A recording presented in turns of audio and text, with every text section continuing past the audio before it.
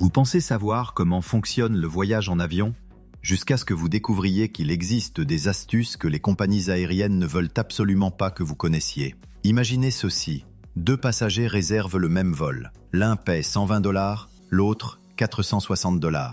Et aucun ne comprend pourquoi. Dans cette vidéo, nous levons le voile sur 12 astuces de vol discrètement découragées, cachées ou carrément interdites en 2025. Si ces conseils vous aident à voyager plus intelligemment, likez et abonnez-vous dès maintenant. Numéro 1. La faille du dépôt à la porte d'embarquement. Il est 7h10 à JFK. Vous embarquez pour un vol bondé à destination de Miami. Les agents de la porte annoncent que l'espace pour les bagages en cabine est limité. Soudain, ils proposent de déposer votre bagage à main jusqu'à votre destination finale, gratuitement. Aucun frais de bagages, aucun tracas. Ce que la plupart des passagers ne réalisent pas, c'est que ce n'est pas de la générosité, c'est de la logistique. Lorsque les cabines se remplissent, les compagnies aériennes s'empressent de placer les bagages en soute. Et les voyageurs avisés savent que ce moment est leur opportunité.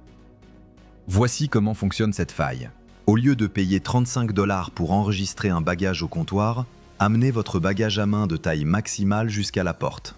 Si les compartiments à bagages se remplissent, la compagnie propose souvent de déposer votre bagage à la porte, sans frais. C'est le même service que vous auriez payé juste quelques mètres plus loin dans le terminal et maintenant entièrement gratuit. Mais il y a un hic. Le dépôt à la porte ne fonctionne que pour certaines tailles de bagages et sur des vols proches de la capacité maximale.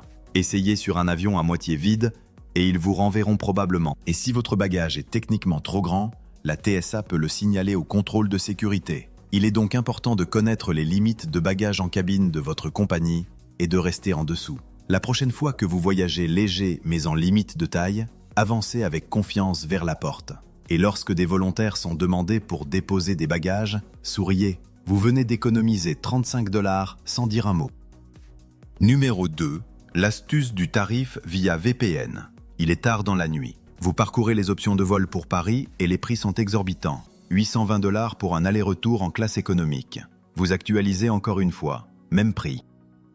Mais ensuite, vous activez un VPN, réglez votre localisation sur l'Inde, et soudain, le même billet tombe à 540 $. Que s'est-il passé? Les compagnies aériennes utilisent des tarifs dynamiques, basés non seulement sur la demande, mais aussi sur votre localisation, votre appareil et même votre historique de navigation. En utilisant un VPN pour changer virtuellement de pays, vous pouvez accéder à des tarifs spécifiques à une région, souvent beaucoup moins chers. C'est comme faire du shopping sur le marché local sans quitter votre canapé. Cette astuce fonctionne mieux sur les compagnies internationales et les transporteurs low cost.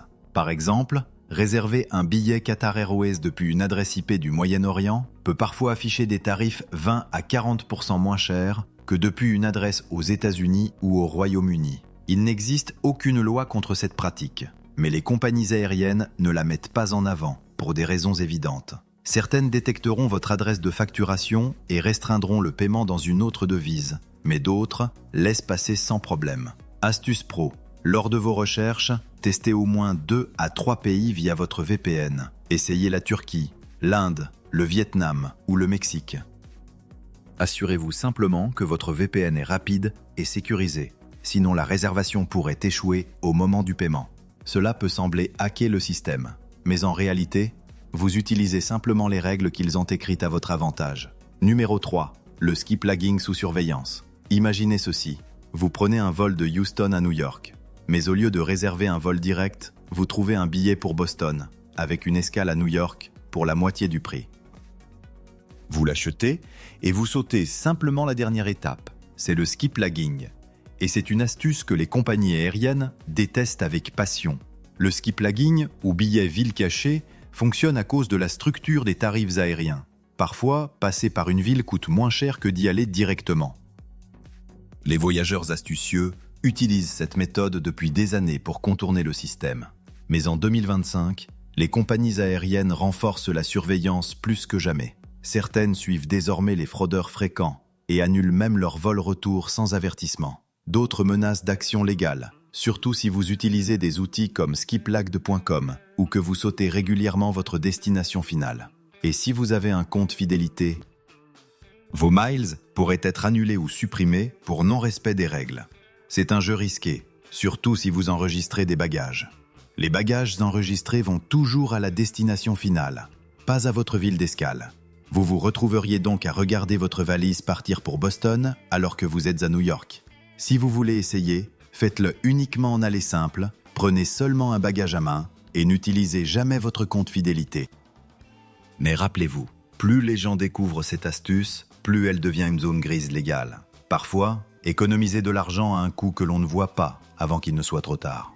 Numéro 4, baisse des prix déclenchés par l'heure. Il est 1h40 du matin. Vous êtes à moitié endormi dans votre lit, actualisant la même recherche de vol que vous aviez faite plus tôt dans la soirée. Soudain, le prix chute de 90$. Même vol, même siège.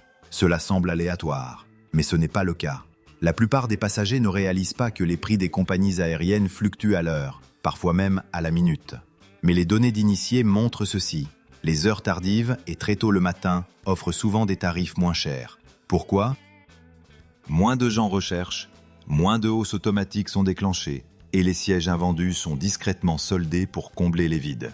Même s'il n'y a pas d'heure dorée unique, les mardis entre 1h et 5h du matin, heure du hub de la compagnie aérienne, sont constamment parmi les créneaux les moins chers. C'est à ce moment que les bottes de tarifs se réinitialisent, que des sièges promotionnels réapparaissent discrètement ou que des réservations expirent, offrant des offres limitées avant l'afflux du trafic matinal. Le piège ? La plupart des voyageurs cherchent pendant la pause déjeuner ou après le dîner, les heures de pointe pour l'inflation des prix. Les algorithmes savent que vous êtes éveillé et impatient, mais si vous êtes prêt à être un peu noctambule, vous pourriez dénicher des offres que personne d'autre ne voit. Réglez une alarme, ouvrez une fenêtre de navigation privée et effectuez une recherche rapide à 2h du matin. Vous pourriez économiser assez pour couvrir vos frais de bagages, ou même une nuit à l'hôtel. Parce que parfois, voyager intelligemment signifie simplement faire ses achats pendant que le reste du monde dort. Numéro 5. Faux surclassement qui fonctionne. Vous êtes debout à la porte d'embarquement. L'agent appelle le groupe d'embarquement 3. Vous jetez un œil à votre carte d'embarquement. 28B, siège du milieu, coincé, bruyant et dernier à embarquer. Mais presque instinctivement, vous demandez à l'agent « Y a-t-il une chance d'obtenir un meilleur siège aujourd'hui ?» Ce qui se passe ensuite pourrait vous surprendre. Bien que beaucoup pensent que les surclassements sont réservés aux voyageurs élites ou à ceux qui paient un supplément, les agents de porte ont souvent une certaine latitude, surtout juste avant la fermeture de l'embarquement. S'il reste des sièges en classe premium économie ou côté couloir non attribués et que personne ne les réclame, ils peuvent vous déplacer, sans frais, sans tracas. C'est particulièrement vrai si vous arrivez tôt ou demandez très poliment pendant un moment calme, êtes bien habillé et paraissez respectueux, voyagez seul ou avec un siège flexible.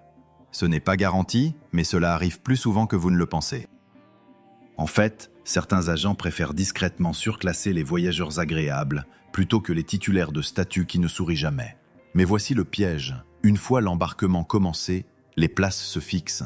Demandez donc avant que votre groupe ne soit appelé. Et ne faites jamais de demandes exigeantes. Demandez avec curiosité, pas avec prétention. Et ne mentez pas sur des besoins médicaux ou ne simulez pas une boiterie. Cela franchit la ligne éthique et peut vous faire signaler. Considérez plutôt cela comme un surclassement social doux, gagné par la gentillesse, le timing et un peu de chance. Vous n'obtiendrez peut-être pas la classe affaires, mais échanger le 28B contre le 12C avec plus d'espace pour les jambes, c'est une victoire que la plupart des voyageurs n'osent même pas demander. Numéro 6. Le jeu du bump. Il est un après-midi chargé à l'aéroport international de Denver. Une voix craque au haut-parleur. Ce vol est surbooké. Nous offrons $300 de crédit voyage aux volontaires prêts à prendre un vol ultérieur. La plupart des passagers soupirent et restent en place. Mais quelques-uns lèvent la main, et l'un d'entre eux repart avec $700, un bon d'hôtel et une carte repas. Bienvenue dans le jeu du bump. Les compagnies aériennes survendent régulièrement leurs vols, en pariant que certains voyageurs ne se présenteront pas. Quand elles se trompent, elles demandent des volontaires pour un vol plus tard.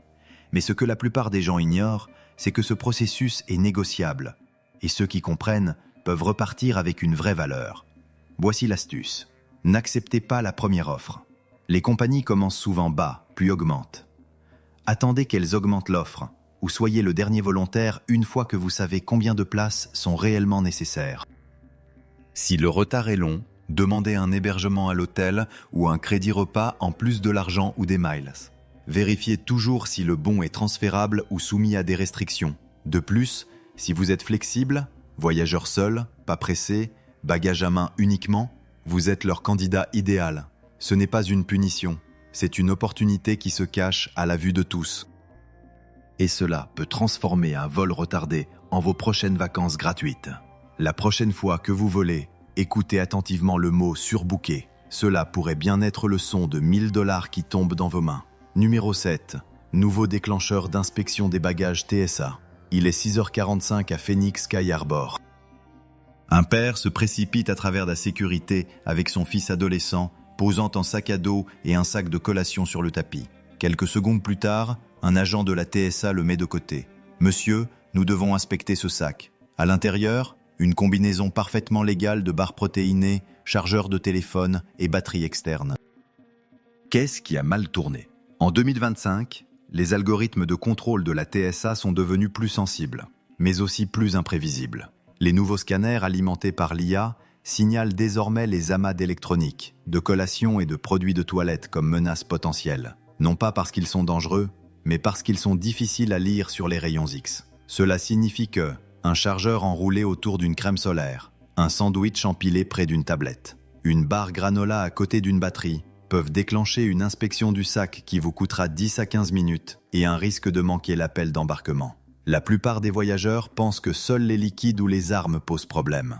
Mais désormais, la forme et la densité comptent plus que jamais. Et les agents sont formés pour signaler toute disposition confuse pour un contrôle manuel. La solution est simple, mais puissante. Séparer les objets denses. Emballer les appareils électroniques dans une pochette, la nourriture dans une autre. Garder les batteries externes facilement accessibles. Ne superposez jamais les batteries avec des objets métalliques.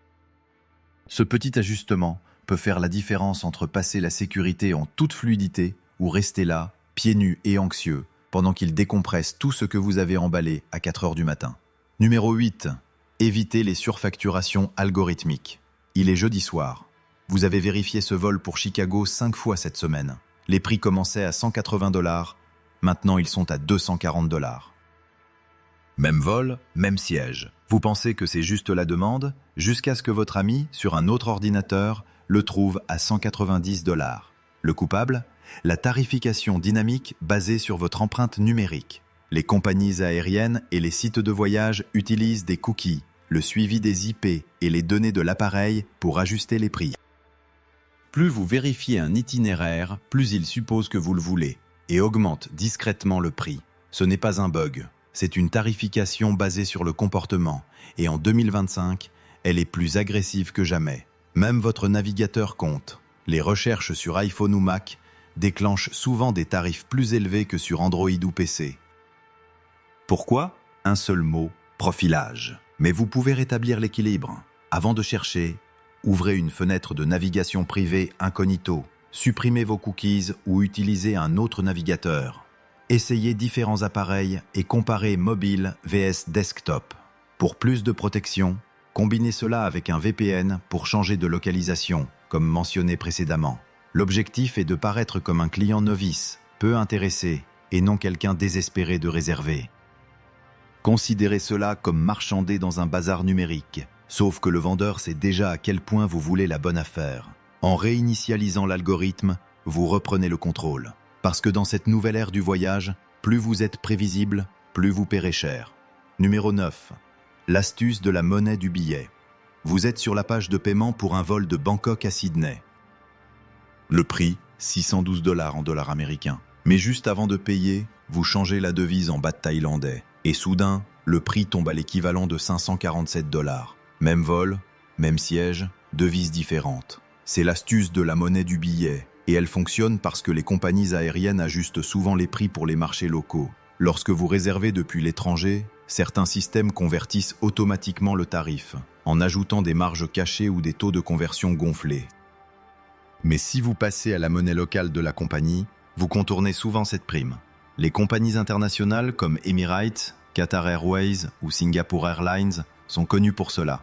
Leurs sites vous permettent de choisir la région et la devise, mais ne vous informent pas de l'impact financier de ce choix. Voici ce que font les voyageurs avisés. Changez la région sur le site de la compagnie vers le pays d'origine. Sélectionnez la monnaie locale, yen, peso, roupie, baht, etc. Utilisez une carte bancaire sans frais de transaction à l'étranger, c'est crucial. Finalisez le paiement dans la devise locale. Vous pourriez économiser entre 30 $ et 150 $ par billet, simplement en utilisant ce menu déroulant. Les compagnies aériennes espèrent que vous ne remarquerez pas. Les systèmes de paiement sont conçus pour, par défaut, maximiser leurs profits, pas le vôtre. Mais cette astuce fonctionne au grand jour, surtout sur les trajets entre pays de niveaux économiques différents. Un réglage, un clic. Et potentiellement des centaines d'euros économisés. Numéro 10, l'astuce de la fenêtre de remboursement de 24 heures. Il est 22 heures. Vous venez de trouver un excellent vol de Seattle à Tokyo, mais vous n'êtes pas sûr que vos jours de vacances seront approuvés. Vous hésitez. Le prix pourrait disparaître d'ici demain matin. Alors vous faites ce que font les voyageurs expérimentés. Vous le réservez quand même. Pourquoi ? Parce qu'il existe une règle discrète et puissante que la plupart des compagnies aériennes respectent. Vous pouvez annuler dans les 24 heures suivant la réservation pour un remboursement complet, quel que soit le tarif. Cette règle s'applique à la plupart des compagnies américaines et aux vols partant ou arrivant aux États-Unis, même si vous avez réservé le siège économique le moins cher. Elle est exigée par le département américain des transports, mais les compagnies ne la mettent pas toujours en avant. Les conditions clés, vous devez réserver au moins 7 jours avant le départ. Annuler dans les 24 heures suivant la réservation. Réserver directement via la compagnie aérienne. Les sites tiers comme Expedia peuvent avoir des conditions plus strictes. Cela vous donne le temps de confirmer vos horaires de travail, de coordonner avec la famille ou de comparer les prix. Si vous trouvez un meilleur tarif demain, annulez et réservez de nouveau, aucune pénalité. Aucune explication. C'est comme un essai de 24 heures pour votre vol. La prochaine fois que vous trouvez une bonne affaire mais n'êtes pas sûr à 100%, ne tardez pas et ne la laissez pas passer. Réservez simplement et respirez, sachant que vous avez un filet de sécurité. Dans un monde où les règles changent constamment, celle-ci favorise encore le voyageur qui sait où chercher. Numéro 11. La stratégie de sélection de sièges. Il est exactement 23h59 avant votre vol. Vous ouvrez l'application de la compagnie aérienne, vous vous attendiez au purgatoire du siège du milieu habituel. Mais cette fois, miracle.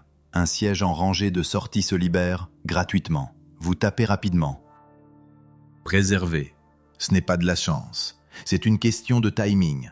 La plupart des passagers s'enregistrent de manière décontractée, juste quelques heures avant le départ. Mais ceux qui s'enregistrent dès l'ouverture de la fenêtre, généralement 24 heures avant le décollage, ont accès à des sièges premium non attribués, autrefois bloqués pour les membres élites ou pour des surclassements de dernière minute. Voici comment ça fonctionne. Les compagnies aériennes libèrent les sièges réservés juste avant l'enregistrement général. Les sièges côté couloir, fenêtre, ou même les sièges devant une cloison réapparaissent souvent dans le système, discrètement et sans fanfare. Si vous êtes le premier à agir, vous pouvez les prendre avant que le reste des passagers ne se réveille.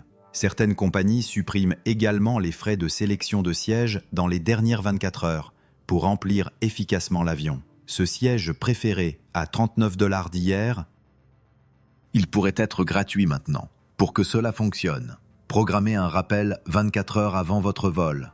Utilisez l'application de la compagnie. Elle se met souvent à jour plus rapidement que le site web. Soyez prêts à agir vite. Les sièges côté couloir et en sortie se remplissent rapidement. Un petit changement de comportement peut complètement transformer votre expérience de vol. Des genoux serrés en 28B à l'étirement en 10A, personne à côté. Quand il s'agit de sièges, le timing est vraiment crucial. Numéro 12. Astuce borne d'enregistrement versus agent. Il est 4h30 à Chicago OR. L'aéroport est encore en train de se réveiller. Vous poussez votre valise jusqu'à la borne libre-service, espérant vous enregistrer rapidement. Mais l'écran clignote en rouge, veuillez voir un agent. Vous soupirez. Une autre file. Mais ce que vous ne réalisez pas, c'est que ce détour pourrait bien sauver votre vol. En 2025, la frontière entre automatisation et jugement humain dans les aéroports n'a jamais été aussi nette. Les bornes sont rapides, mais rigides. Si un petit problème survient avec votre passeport, l'orthographe de votre nom, le poids du bagage, ou même le scan facial, La machine peut vous bloquer automatiquement, sans poser de questions. Mais un agent à la porte, il peut contourner les systèmes, assouplir les règles ou trouver des solutions créatives. Cela est particulièrement utile lorsque votre bagage dépasse d'1 ou 2 kilos. Vous avez une subtilité de visa ou un document international. Votre carte d'embarquement ne scanne pas correctement. Vous êtes en retard et devez vous réenregistrer rapidement. Voici la vraie astuce. Si vous savez qu'il pourrait y avoir un problème, sautez complètement la borne. Allez directement vers un agent, de préférence avec un ton calme et un sourire aimable, et laissez un humain vous aider. Dans de nombreux cas, il annulera de petits excédents ou vous fera passer rapidement si votre situation est raisonnable. Les machines suivent le protocole. Les humains peuvent suivre la logique. Savoir quand ne pas utiliser une machine pourrait être la décision de voyage la plus intelligente de votre journée. Surtout lorsque chaque minute et votre patience comptent. Le monde du voyage aérien en 2025 ne se limite pas à réserver un vol et à se présenter à l'heure. C'est un labyrinthe de changements de politique discrets, de solutions de contournement non dites et de pièges numériques cachés à la vue de tous. Des restrictions sur le skiplagging aux nouveaux déclencheurs de scanners de la TSA, le paysage évolue sous vos pieds, avant même que vous ne quittiez le sol. Mais maintenant, vous savez ce que la plupart des voyageurs ignorent. Que ce soit pour obtenir un meilleur siège au moment idéal, économiser de l'argent grâce à l'astuce VPN cachée, ou éviter une inspection surprise des bagages en emballant plus intelligemment, vous voyagez avec plus de clairvoyance et d'instinct plus aiguisé. Avant votre prochain voyage, prenez quelques minutes pour relire les petites lignes de votre compagnie aérienne. Consultez la liste mise à jour des objets interdits par la TSA. Et rappelez-vous, les règles ne sont pas toujours conçues dans votre intérêt. Qu'est-ce qui vous a le plus surpris dans cette vidéo ? Laissez un commentaire ci-dessous. Nous adorons savoir ce que vous avez appris ou essayé. Et si vous voulez continuer à voyager plus intelligemment, cliquez sur le bouton s'abonner. De nouvelles astuces de voyage sont publiées chaque semaine. Bon voyage et à bientôt pour la prochaine vidéo.